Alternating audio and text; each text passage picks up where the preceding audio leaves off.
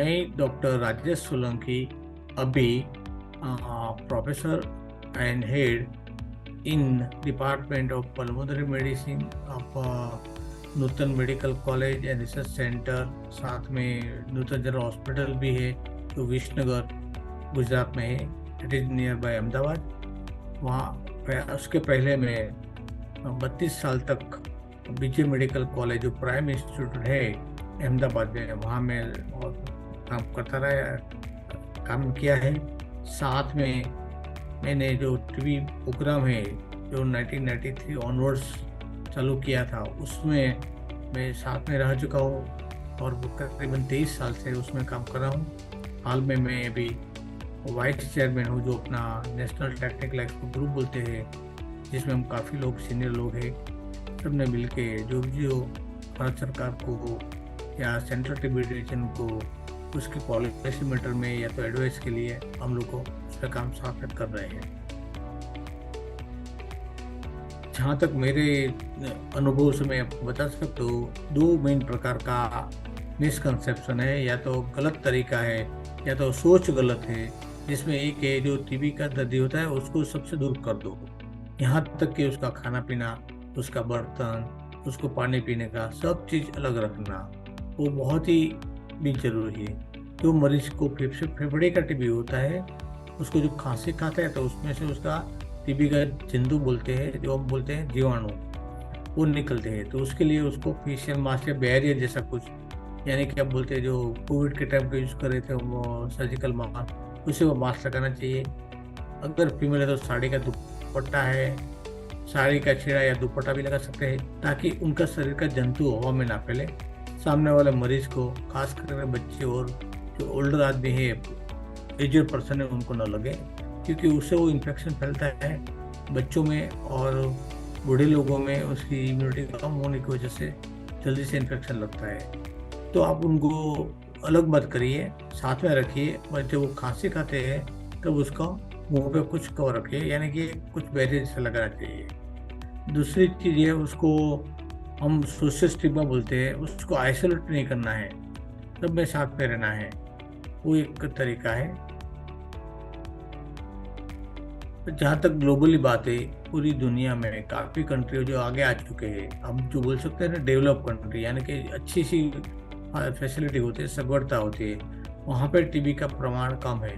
क्योंकि अगर हम देखेंगे वहाँ लेस देन 1% है। क्यों है? क्योंकि उनकी जो खाने पीने के तरीका, उसका जो डेवलपमेंट, उसकी जो एजुकेशन, वो सारे बहुत सब अच्छे हैं, यानी कि वो सब समझते हैं, ताकि वो अच्छी तरह से खाते पीते, आराम करते, खुराक अच्छे लेते। और जो डेवलपिंग कंट्री बोलते हैं, जैसे हम बोलते हैं इंडिया है, चाइना है, रशिया है, या जो भी कोई भी डेवलप कंट्री वो है, डेवलपिंग कंट्री है, वहाँ पे यानी कि जो कंट्री पे आगे आने की कोशिश करे, लेकिन वहाँ जो सामाजिक स्तर की सुविधाएं नहीं उपलब्ध है, जैसे कि अच्छा रहने की सगवड़ता नहीं है, पुअर सैनिटाइजेशन है, और वी कैन से कि भी खाना पीना भी ठीक नहीं होता है, बहुत काम करते हैं, आराम भी नहीं करते हैं। ओवर क्राउडिंग जो बोलते हैं, यानी कि एक रूम में 4-5 लोग रहते हैं, कभी कभी 6-7 भी रहते हैं। और जो झुपड़पट्टी बोलते हैं, स्लम्स एरिया बोलते हैं, वहाँ पे रहते हैं, वहाँ पे टीबी का प्रमाण बहुत ज़्यादा होता है। यानी कि जो डेवलपिंग कंट्री है उसमें ये उसका प्रॉब्लम ज़्यादा है, क्योंकि वहाँ कुछ सोशल अवेयरनेस नहीं है। अगर हम चाहते कि भी कुछ किया जाए तो भारत सरकार या कोई भी दूसरे देश की सरकार इन चीज़ों पे ध्यान दे, कुछ अच्छा हाउसिंग प्लान पर दिखाए जो हवा वजह से भरपूर हो, और उसका जो सैनिटेशन अच्छा होना चाहिए। तीसरी चीज़ है, उसको खाना पीना की जो सिस्टम है, यानी कि तरीका जो बोलते हैं, उसमें से पौष्टिक आहार मिलना चाहिए। वो ये बहुत ज़रूरी है, ताकि वो टीबी की जो बीमारी है वो कंट्रोल में आ सके। टीबी दो प्रकार के होते हैं, कोई भी आदमी के शरीर में, या तो फेफड़े का टीबी होता है या फिर अदर देन पल्मोनरी डिसीज और लंग्स। जो फेफड़े का टीबी होते हैं उसमें 85% कंट्रीब्यूशन रहता है, यानी कि ज़्यादातर मरीज को फेफड़े का टीबी होता है, क्योंकि वो हवा से फैलने वाली बीमारी है। जैसे मैंने आपको बताया कि उसके लिए उसको बैरियर या कुछ मास्क रखना चाहिए, मरीज को, आम आदमी को नहीं रखना है, मरीज को रखना है। तो यहाँ पे क्या किया जाता है, जब फेफड़े का टीबी होता है तो उसको 2 हफ्ते से ज़्यादा खांसी आती है, भूख कम लगती है, वजन कम होता है, कभी कभी शाम को बुखार भी रहता है, बलगम में खून आता है, छाती में दुखाव, सांस फूलना, ये सब बीमारी होती है। और कभी गले में गांठ भी निकलती है। तो इस सारे चीज़ों से वो फेफड़े का टीबी का अनुमान लगा सकते हैं। बाकी के जो 50% टीबी है उनके लिए कभी पेट का है तो पेट की तकलीफ होती है, किडनी का है तो पेशाब की तकलीफ होती है, मगज का है तो उनकी बीमारी होती है।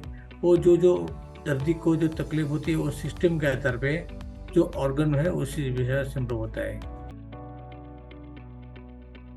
खास करके जो टीबी होता है जिसमें रोग प्रतिरोधक शक्ति, हम बोलते हैं इम्यूनिटी, वो कम होती है, उसमें ज़्यादा होता है।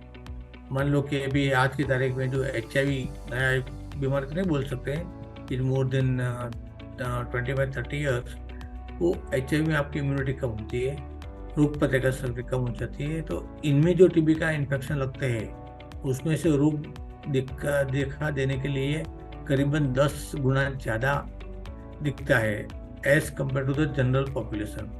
यानी कि आम आदमी को अगर 10 में से 1 को होता है तो उसमें से आप यानी कि 10 टाइम्स हायर पेशेंट को होता है।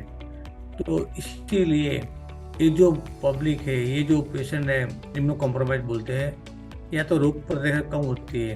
खास करके जो लोग को बार बार घूमते हैं, जैसे मान लो कि ट्रक ड्राइवर है, माइग्रेंट है, फ्रिक्वेंट टूरिंग है, ये ये जो पर्सन है या जो पीपल्स है और जो person working in that group, उनको हमको टारगेट करना चाहिए कि उनको कभी भी ज़्यादा बीमारी लग सकती है जब वो टीबी के मरीज के कांटेक्ट में आते हैं तब तक। तो इसीलिए ऐसे मरीज को हम साल में एटलीस्ट एक बार तो करते हैं, जिसमें हम सिम्टोमेटिक स्क्रीनिंग बोलते हैं। अगर कोई तकलीफ है तो उसको चेक करना है, बलगम की जांच करनी है। आज की तारीख में भी तो जीन एक्सपर्ट भी आ गया, ट्रूनाट भी आ गया। तीसरी चीज़ें उसका एक्सरे भी करा सकते हैं। अगर और कोई बीमारी है पेट की या किसी को सोनोग्राफी जैसी या सीटी स्कैन जैसी सुविधा है, उसकी तरह से हम उसको स्क्रीन कर सकते हैं। तो खास करके जो इम्यूनो कॉम्प्रोमाइज पेशेंट है, खास करके HIV वाले हैं, जो हेवी स्मोकर है, बहुत ज़्यादा ड्रिंक करते हैं, अल्कोहल पीते हैं, स्मोकिंग ज़्यादा होता है, या कोई मरीज जो लंबी बीमारी होती है जैसे डायबिटीज, कॉर्टिकोस्टेरॉइड दवाई जैसे लेते हैं, उनको स्क्रीन करना चाहिए। आज की तारीख में बहुत सारी दवाइयाँ उपलब्ध है। उसका जो समय ड्यूरेशन भी बहुत कम हो गया है। जैसे हम 2 साल तक देते थे, अभी 6 से 9 महीना हो गया। जैसे वो टीबी है या हठीला टीबी है या MDR है, सब में दवाइयाँ तो काम करती है, लेकिन दवाई के साथ साथ दर्दी को पौष्टिक खुराक लेना चाहिए कि जिसमें उसको अच्छा सा प्रोटीन मिले, कार्बोहाइड्रेट मिले, फैट मिले। अच्छा खुराक खाने से अच्छी शरीर में ताकत बनती है। और वो इसके मेन जो बोले वैक्सीन है, जो भी बोला आप उसको, इम्यूनिटी बढ़ाने की दवाइयाँ हैं।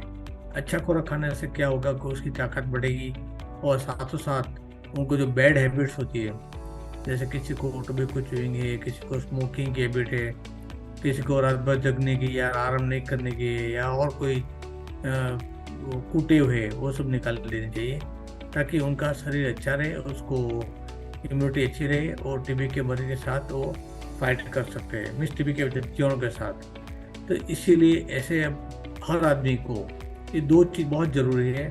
अच्छे पौष्टिक आहार बोलते हैं हम जो, और साथ में उसका कुटेव जो बोलते हैं बैड हैबिट्स, वो छोड़ देना चाहिए।